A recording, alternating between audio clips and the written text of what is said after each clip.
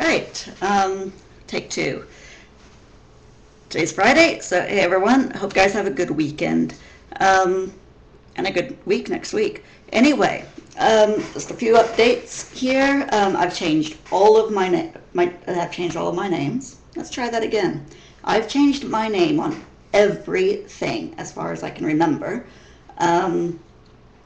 with the exception of my bank and PayPal. PayPal because they require a photo ID, which a government issued photo ID, sorry, which I don't have, and at my bank because their systems are very gender binary and they only allow masculine or feminine titles, salutations, and gender. Everything is a drop-down list, and basically if it isn't in the drop-down list, you're screwed. So yeah, they won't allow me to not have a title and just change my name,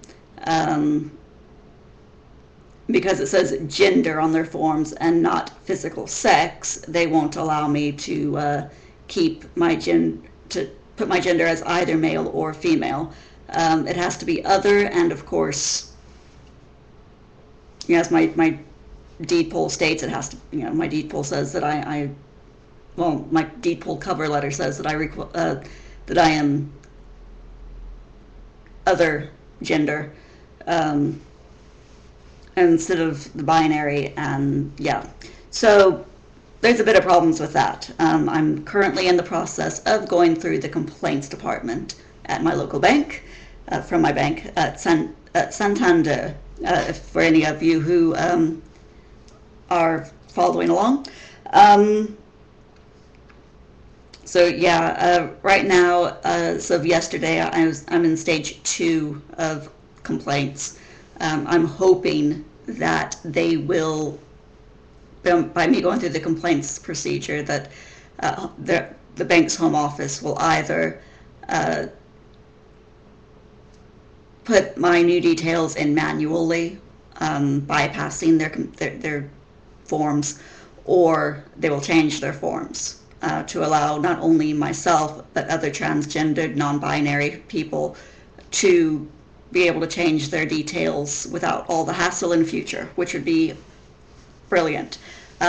If they do not, if the complaints procedure doesn't result in them changing my details, then I'm going to contact the ICO, which the ICO should be able to get them to change my details on that, based on the details that the bank has for me is out of date.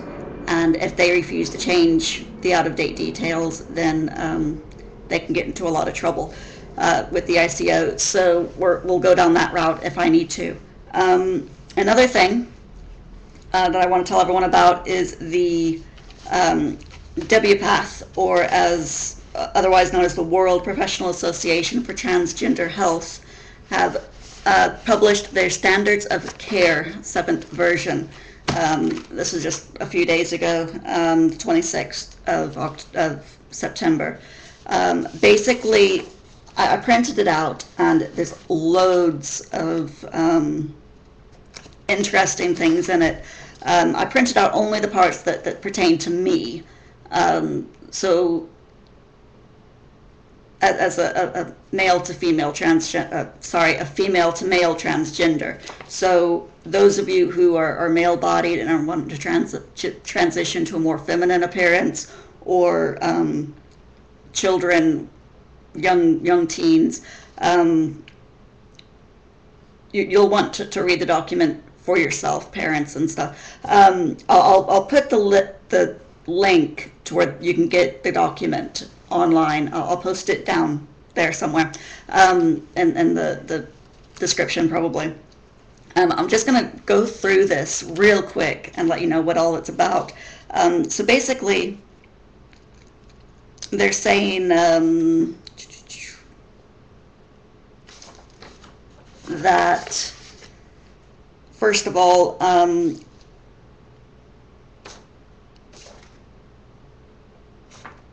an assessment of gender identity disorder is no longer needed.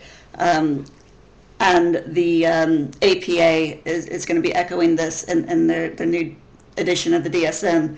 They're taking gender identity dysphoria, gender identity disorder, completely out of both here, the old version of this, as well as the DSM, which means that transgender, transsexual people will no longer be considered to have a mental condition, a mental illness.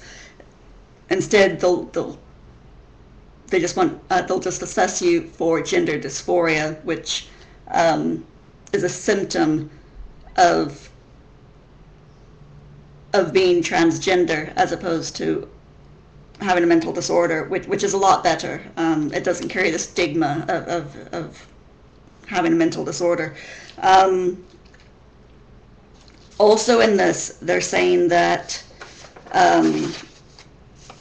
hormone therapy, to be referred for hormone therapy, you no longer need to go to you no longer need to go into psychotherapy, but it is suggested that you do, and I really do. I mean, if you want to take hormones, if you want to go for surgery, take up the psychotherapy. I mean, I'm sure you can find a therapist fairly local to you, and having the therapist will help you out a lot with internalized transphobia, internalized fears, and we all have them because society and religion, from the time that we're born, bombards us with these things, saying people like this aren't normal, people, transgender people are mentally disturbed, they have a mental disorder, that they're mentally ill. It's constantly bombarded at us, and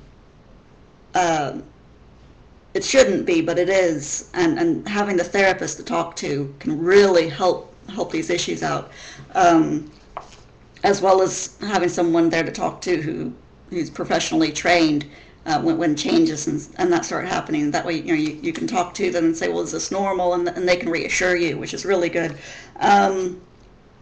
They're also in this, they're recommending that for people who don't have a gender identity clinic near them, they're saying that your health professional, your primary care physician, can actually take care of the hormone therapy. They can refer you to the surgery themselves instead of having to go to an endocrinologist, instead of having to go to a gender identity clinic, which for a lot of us here in the UK, it can be 2, 3, 4 hours away from where we live to the nearest clinic, which is a pain in the neck, especially if you're like me and you're a single parent. I mean, the closest gender identity clinic for me is in Leeds, and even if my appointment in Leeds is, I mean, it takes 2.5 hours to get there, and even if my appointment in Leeds, gender identity clinic, is, say, at 11:30, I would literally have to get my son on the bus and run to the train station in order to get there on time, and even then I might be late. And you know what doctors and what doctors and clinics are like. You get there and they're running behind. So your appointment could be anywhere. It might be on time, but at the same time, it might also be an hour late. And there's just no way that if that would happen with me, that I could get back home in time to meet my son after school. Even if the appointment was on time, I would still be late. I mean, if the trains could be running late, there could be a cancellation or delay, which would make it late, and I don't have anyone here to be able to look after my son for me if that's the case. So being able to do being able for my primary care physician or my therapist, who's a doctor as well, to be able to prescribe the hormones and do the blood tests and everything here in Widnes would be a lot less stressful for me and everything than going all the way to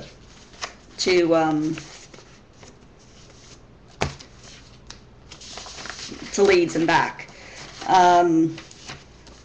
They're also saying that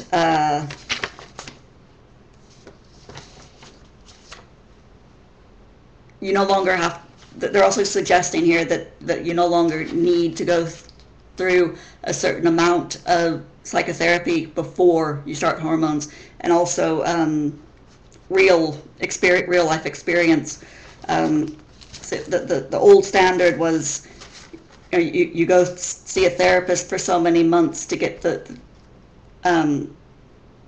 assessment of gender identity disorder, and then you go see go to the gender identity clinic, and where you have to live for anywhere from 6 months to 2 years in your chosen gender, and or your opposite birth gender, and then you can do the hormones and the surgery.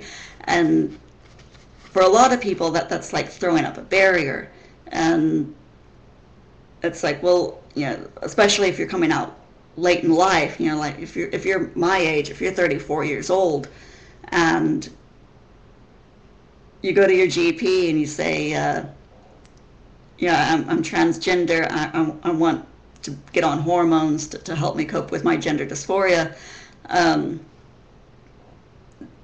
your GP will refer you to see a therapist, and that referral can take up to 2 or 3 months before you can get seen. And then from there, you have to go to the gender identity clinic, which can take for another, it can take up to 6 months to get an appointment there, and then to be told at the end of that 6 months that you have to live for 2 years in your in your non-birth gender to be able to access the hormones.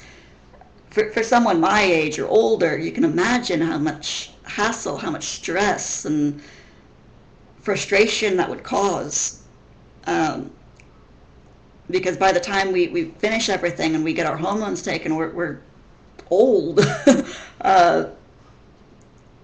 I mean, if I had to go through the old system, I'd be looking at being 36 or 37 before I got the hormones, and that's just ridiculous. It should not happen. We want the hormones to be able to help so that we can help ourselves to get the gender dysphoria down. If we're being forced to live as our non-birth gender for 2 years before we get the hormones, that's kind of exacerbating the problem. Yeah, it gets us used to the social side, but by the time we get to the gender identity clinic, a lot of us have been living as the opposite gender anyway. I mean, with me, I present as male for most of the time when I'm out in public. I wear men's clothes. I go into the men's restrooms, men's toilets, and everything. And I've already got the real life experience. I just want the hormones to be able to hopefully tone down the gender dysphoria and give me a more androgynous appearance instead of this female face that I've got. But yeah, this is a really, really good document. Lots here to read, lots to look at. So I strongly suggest, if you're transgender, even if you're already at the gender identity clinic, please read the document. It might help you out. You never know. At the very least, you might be able to get everything transferred to your GP, so that you don't have to go 2 or 3 hours out of your way to the gender identity clinic. It's worth a try. So anyway, I'll let you go. My time's almost up, and I will talk to you guys all next week. Till then, see you later.